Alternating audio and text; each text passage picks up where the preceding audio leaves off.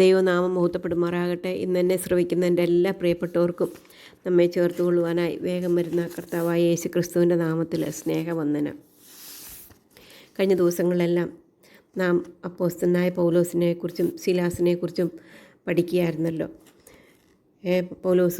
പൗലോസിനെയും ശീലാസിനെയും അവർ കാരാഗൃഹത്തിലിട്ടു. എന്നാൽ കാരാഗൃഹത്തിൽ കിടന്നുകൊണ്ട് അവർ ദൈവത്തെ പാടി സ്തുതിച്ചു. അങ്ങനെ അവർ ഹൃദയം നിറഞ്ഞ് പാടി സ്തുതിക്കുന്നത് തടവിലുള്ള ബാക്കിയുള്ളവർ കണ്ടു.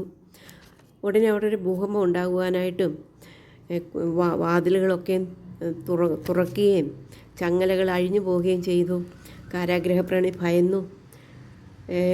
തന്നെത്താൻ കൊല്ലുവാൻ ശ്രമിച്ചപ്പോൾ പൗലോസ് പറഞ്ഞു, നീയെ ഒരു ദോഷവും നിനക്ക് ചെയ്യരുതെന്ന് പറഞ്ഞു. അത് മുഖാന്തരമായിട്ട് ദൈവനാമം മഹത്വപ്പെടുവാനും കാരാഗ്രഹ പ്രമാണിയും കുടുംബവും കർത്താവായ യേശു ക്രിസ്തുവിനെ രക്ഷകനായിട്ട് സ്വീകരിക്കുവാനും ഒരു സ്നാനപ്പെടുവാനായിട്ട് ഇടയായിട്ട് തീർന്നു. അങ്ങനെ പിറ്റേ ദിവസം രാവിലെ നേരം വെളുത്തപ്പോൾ തന്നെ അധിപതികൾക്ക് മനസ്സിലായി ഇവർ ഒരു തെറ്റും ചെയ്യാതെയാണ് ഇവരെ തടവിലാക്കിയത്. അപ്പോൾ അവരെ വിട്ടയക്കുവാനായിട്ട് അധിപതികൾ കാരാഗ്രഹ പ്രമാണിയോട് പറഞ്ഞു. കാരാഗ്രഹ പ്രമാണി വന്നിട്ട് ആ വിവരം പൗലോസിനോട് പറഞ്ഞു. ദൈവം നിങ്ങളെ വിടുവിച്ചു, നിങ്ങളെ വിട്ടയക്കുവാനായിട്ട് പറഞ്ഞു എന്ന് പറഞ്ഞു. അപ്പോൾ പൗലോസ് പറഞ്ഞു, അതാണ് പൗലോസിൻ്റെ ധൈര്യം നമുക്കവിടെ കാണാനായിട്ട് സാധിക്കും.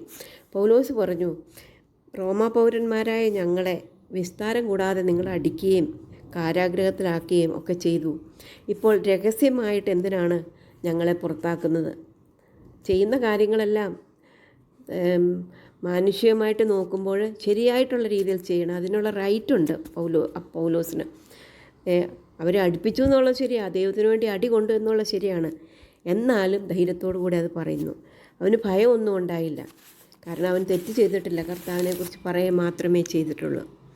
അപ്പോൾ ആ വാക്ക് ബോധിപ്പിച്ചപ്പോൾ അധിപതികൾ പേടിച്ചു ഭയന്നു വന്ന് പൗലോസിനെയും ശീലാസിനെയും കാരാഗ്രഹത്തിൽ നിന്ന് നല്ല വാക്ക് പറഞ്ഞ് അവരെ പുറത്തു കൊണ്ടുവന്നു.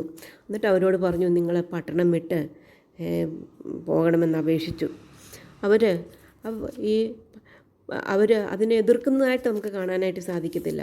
നമുക്ക് സാവകാശമില്ലാത്ത സ്ഥാനങ്ങളിൽ അല്ലെങ്കിൽ ദൈവം അനുവദിക്കാത്തത് കൊണ്ടാണ്. അവിടെ നിന്ന് നമ്മൾ വഴക്കുണ്ടാക്കി പ്രശ്നങ്ങൾ ഉണ്ടാക്കുവാനായിട്ട് ലഹള ഉണ്ടാക്കുവാനായിട്ട് ദൈവം ആഗ്രഹിക്കുന്നില്ല എന്ന് നമുക്ക് ഈ ഇതിൽ നിന്ന് മനസ്സിലാക്കുവാനായിട്ട് സാധിക്കും.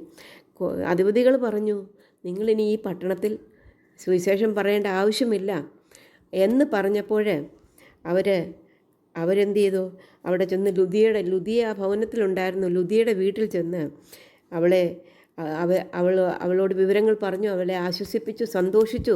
അതിനുശേഷം അവിടെ നിന്ന് പുറപ്പെടുന്നതായിട്ട് കാണാനായിട്ട് സാധിക്കും. ഇവിടെ നമുക്ക് വളരെ പ്രധാനപ്പെട്ടൊരു സത്യം ഇത് മനസ്സിലാക്കുവാനായിട്ട് സാധിക്കും. ദൈവമക്കളായ നമ്മളെ സംബന്ധിച്ചിടത്തോളം കർത്താവ് ആഗ്രഹിക്കുന്നത് കർത്താവിൻ്റെ സുവിശേഷം അത് എല്ലായിടത്തും ഘോഷിക്കണം എന്നുള്ളതാണ്. നമ്മളെ വിളിച്ച് വേർതിരിച്ചിരിക്കുന്നത് തന്നെ അവൻ്റെ സൽഗുണങ്ങളെ ഘോഷിപ്പാനാണ്.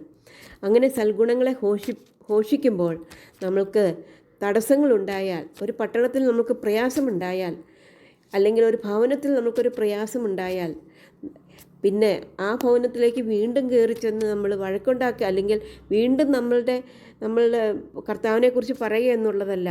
നമ്മൾ ബുദ്ധിയോടുകൂടെ അവിടെ നിന്ന് വേറെ സ്ഥലത്തേക്ക് പോകണമെന്നാണ് ദൈവം ആഗ്രഹിക്കുന്നതെന്ന് നമുക്കിവിടെ നിന്ന് മനസ്സിലാക്കുവാനായിട്ട് സാധിക്കും. പൗലോസും ശീലാസും കൂടെ അപ്പൊല്ലോനിയിലും കൂടി കടന്ന് തെസ്സലോനിക്കയിലെത്തിയെന്ന് നമുക്ക് കാണാനായിട്ട് സാധിക്കും. എന്നാൽ അവിടെയും പൗലോസിൻ്റെ തുടർച്ചയായിട്ടുള്ള കർത്താവിൻ്റെ വചനം പറയൽ ഒരിടത്തും അടി കൊണ്ടതുകൊണ്ടോ തടവിലായതുകൊണ്ടോ ചങ്ങലയാൽ ബന്ധിക്കപ്പെട്ടതുകൊണ്ടോ അത് നിന്നില്ല എന്ന് നമുക്ക് കാണുവാനായിട്ട് സാധിക്കും. അവൻ തെസ്സലോനിക്കയിൽ ചെന്ന് അവൻ ദൈവത്തിൻ്റെ വചനം അവിടെ ശക്തിയായിട്ട് മറ്റുള്ളവരോട് പറയുവാനായിട്ട് എഴുതിയിടയായിട്ട് തീർന്നു. ക്രിസ്തു കഷ്ടം അനുഭവിക്കുകയും മരിച്ചവരിൽ നിന്ന് ഉയർത്തെഴുന്നേൽക്കുകയും ഉയർന്നേൽക്കുകയും ചെയ്തു. അത് മുഖാന്തരം രക്ഷയുണ്ട് എന്നുള്ളത് അവൻ അവിടെയുള്ളവരോട് പറഞ്ഞു. ചില ഭക്തിയുള്ള യവനന്മാരിലും ഒരു വലിയ കൂട്ടം മാന്യ സ്ത്രീകളിലും അനേകരും വിശ്വസിച്ചു, പൗലോസിനോടും സിലാസിനോടും ചേർന്നു. അങ്ങനെ അവർ രക്ഷിക്കപ്പെടുവാനും സ്നാനപ്പെടുവാനും ഒക്കെ ഇടയായി തീർന്നു. എന്നാൽ അവിടെയും വീണ്ടും പ്രശ്നങ്ങൾ ഉണ്ടാകുകയാണ് എന്ന് കാണാനായിട്ട് സാധിക്കും. യഹൂദന്മാർ ചിലർ അസൂയപ്പെട്ടിട്ട് ചില ദുഷ്ടന്മാരെ ചേർത്തുണ്ടാക്കി ഇളക്കി പട്ടണങ്ങളിൽ കലഹമുണ്ടാക്കി യാസോൻ്റെ വീട് വളഞ്ഞു. അങ്ങനെ യാസോനെയും അവിടെയുള്ള ചില സഹോദരന്മാരെ നഗരാധിപന്മാരുടെ ഇഴച്ചും കൊണ്ടുപോയി ഇവിടെ യാസോനെ അവർ ഈ പൗലോസിനെയും സീലാസിനെയും കൈക്കൊണ്ടത് മുഖാന്തരമായിട്ട് യാസോനെ ചോദ്യം ചെയ്യുകയും അവനെ ഇഴച്ചു കൊണ്ടുപോവുകയും ഒക്കെ ചെയ്തു എന്നും കാണുവാനായിട്ട് സാധിക്കും. എന്നാൽ ഇത് കഴിഞ്ഞതിന് ശേഷം യാസോൻ മുതലായവരോട് ജാമ്യം വാങ്ങിയിട്ട് അവരെ വീണ്ടും വിട്ടയക്കുന്നതായിട്ട് നമുക്ക് കാണാനായിട്ട് സാധിക്കും. അവർ വിട്ടുപോയി കഴിഞ്ഞിട്ട് അവിടെ നിന്നും അവർ രാത്രിയിൽ തന്നെ പൗലോസിനെയും സീലാസിനെയും ബെരോവയ്ക്ക് അയച്ചു എന്ന് കാണാനായിട്ട് സാധിക്കും. ഇവിടെ പൗലോസിൻ്റെ അപ്പോസ്തലൻ്റെ സീലാസിൻ്റെയും വചന ശുശ്രൂഷയെക്കുറിച്ച് ഓർക്കുമ്പോൾ നമുക്ക് അത്ഭുതം തോന്നും.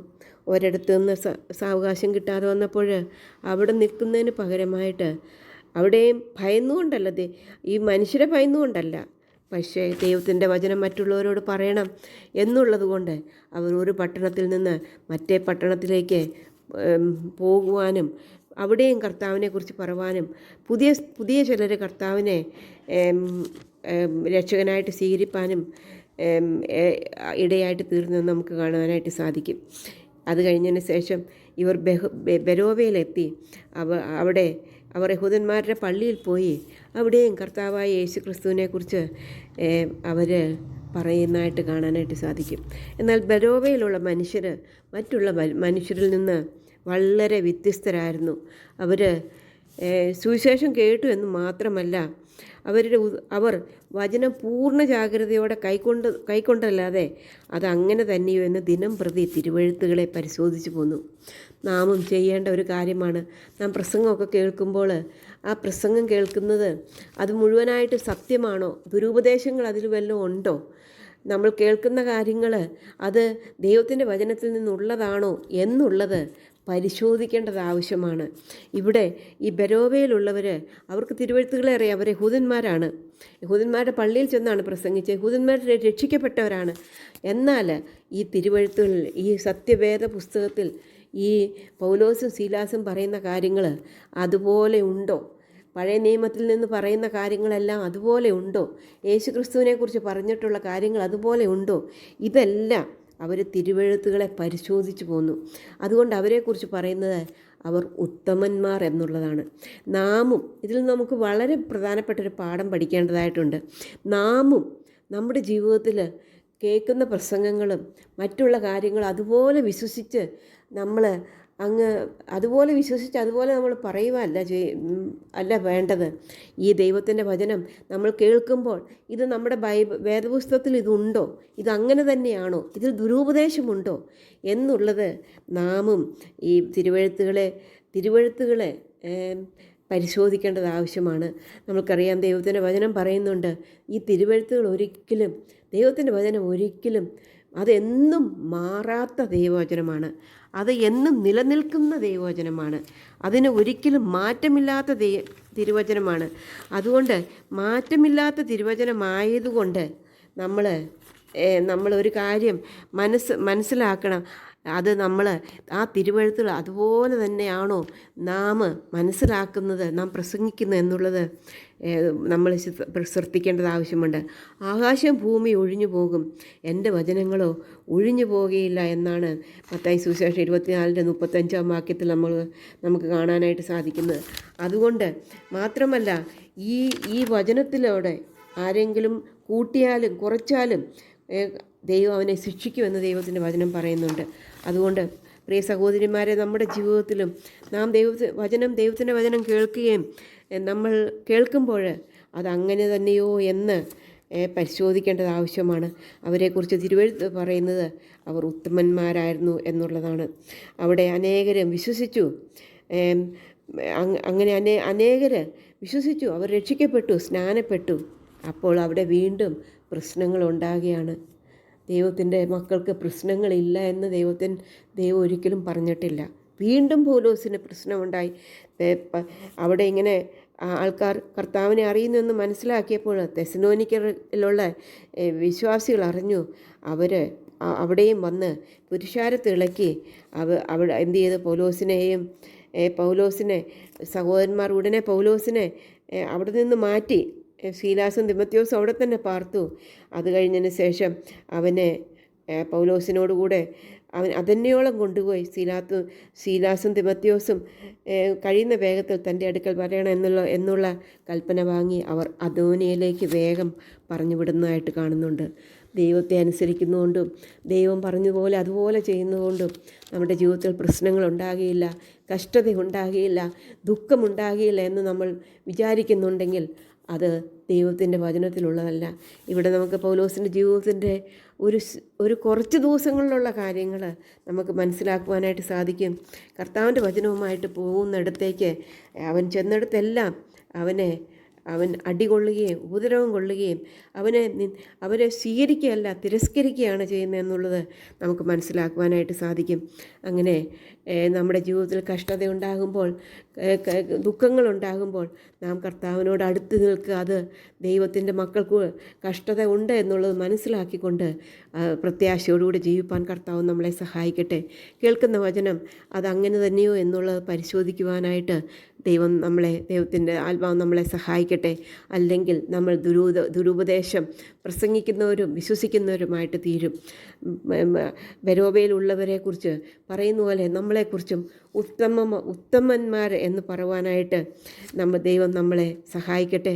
അവൻ്റെ വലിയ നാമം മഹത്വപ്പെടുമാറാകട്ടെ.